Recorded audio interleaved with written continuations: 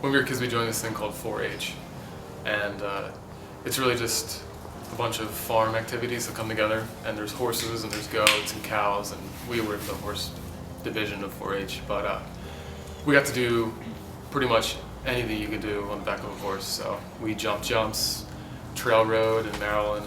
We did speed classes such as barrel racing, poles. We did competitive trail riding, which is like an obstacle course, you and the horse working together. And another fun one was called team penning, and that's where you and a horse are a unit together.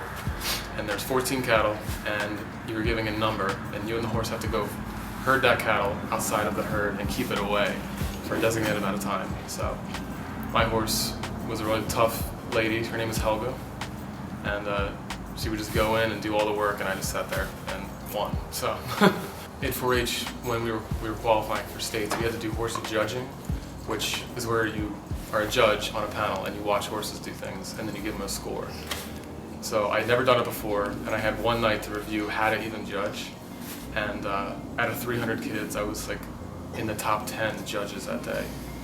I had no idea how. And then I found out my father, who passed away when I was 4, was actually a professional horse judge.